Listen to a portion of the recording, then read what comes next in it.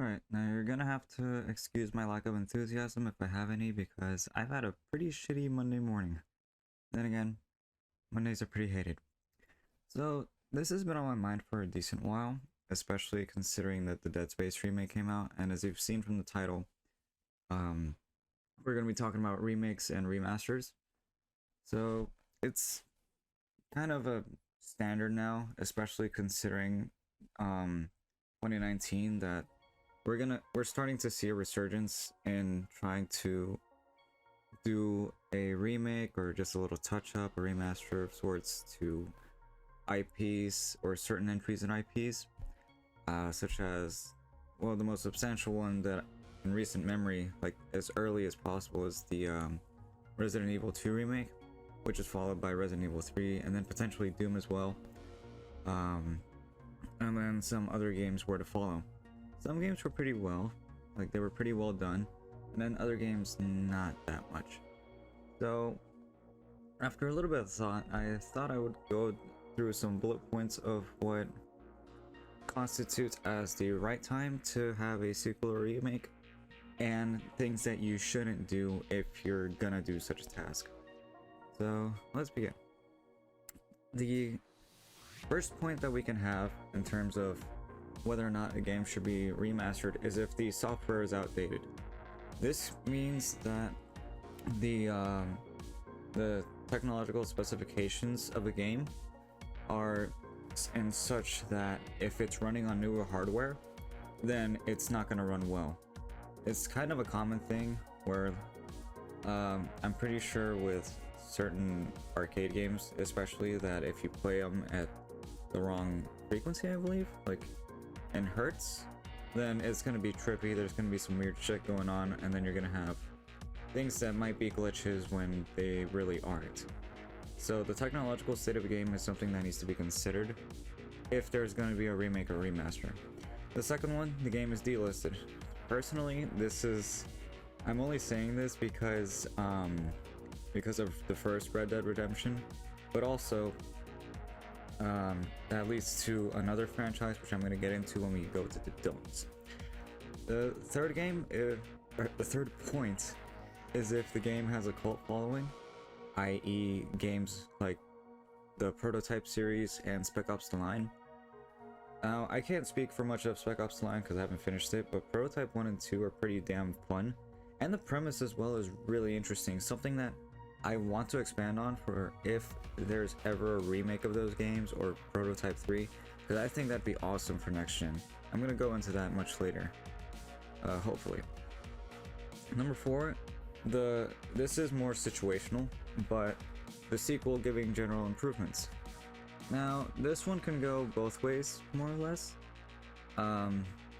Like general, not stability. Well, maybe stability as well, but also considering just refinement of certain mechanics, like say The Last of Us Part 2, and then them remaking Part 1. Well, remaking, but we're gonna get into that as well. And just generally being a big step up, if not just having small things that add up to a better experience. And the fifth point that I have here is substantial gameplay, graphical, or narrative changes. This in particular I find more with the Dead Space remake, especially considering that I've played the first game and I've only seen bits and pieces of the remake, but I've seen the changes that they've done, and the changes are pretty substantial. Now let's get into the don'ts.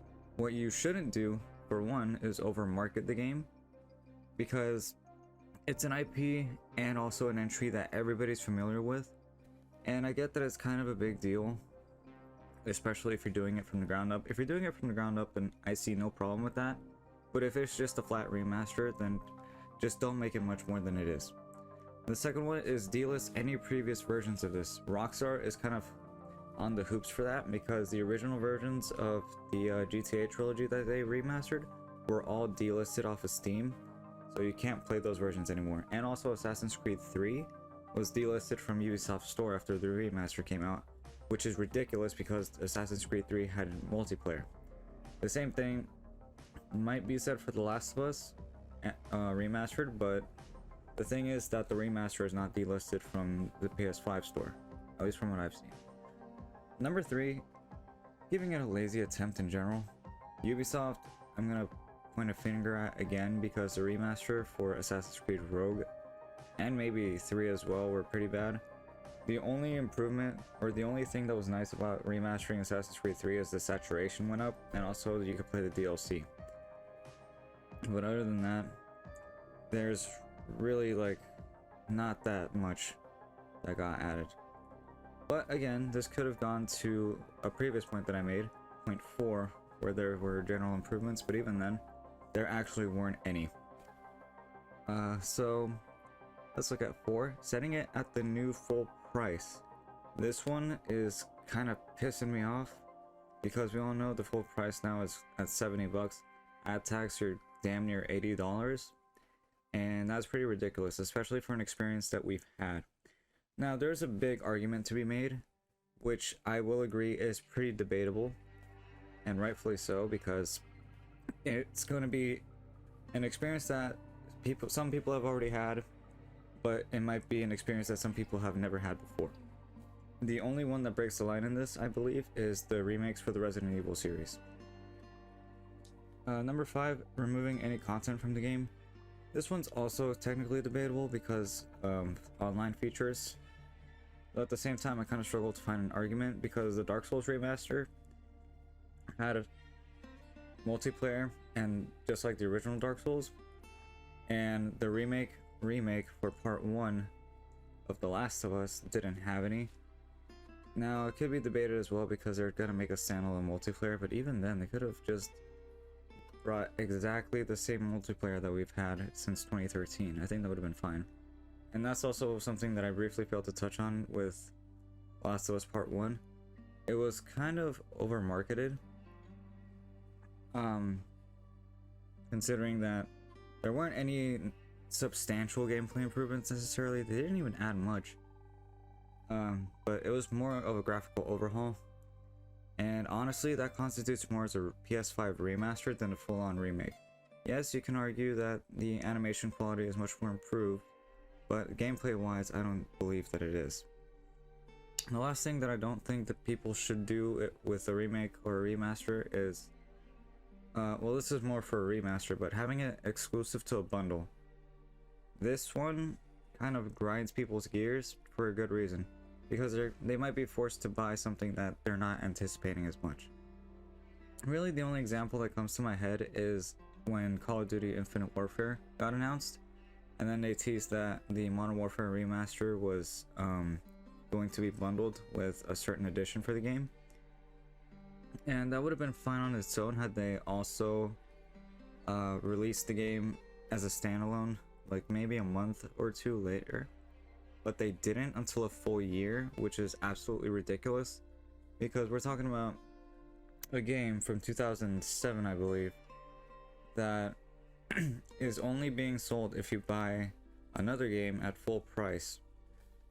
And it's just strong-arming you into buying a product that you may not like, especially given the reception that the game had from the trailer alone. Infinite Warfare, that is. So it's just a bad move to do in general. But that also begs a question that I've had on my head. Is it really just going to be remasters and remakes? Like, is that really going to be the main bulk of the games that we're going to see now? Because as much as it's nice to revisit a game and see how it's going to be improved upon, I feel like it's just a trump card of sorts, because some companies might see that their original ideas aren't working, they're getting backed up, and then they have a failsafe in remakes. And while some can argue again that this is a good thing, I really do think that they should at least try to push, or maybe they are and we just don't know about it. I mean, some things are pretty secretive, like when Rockstar decided to take down the posts that would talk about GTA 6 and reveal some of the early alpha stuff for GTA 6, and that hit them pretty hard. And I think that's kind of an understandable thing. just for them to do. But at the same time, they could have handled the GTA trilogy a bit better. Not just from having more time to develop the games because they were a critical fail, but also just from keeping the original versions, especially because the original versions have much more softer hardware limitations. Like, thanks to EA, I'm able to play the original Dead Space, which runs consistently well on my laptop. My laptop is 8 gigs of RAM, and the Dead Space remake would easily go on top of that spec. So I'm grateful for the fact that I'm able to play Dead Space on my laptop. I finished it as well, and it's an experience to be had. And I know I'm missing some stuff because of the remake, but even still, the fact that I get to experience it without any technological repercussions, I think is a good thing.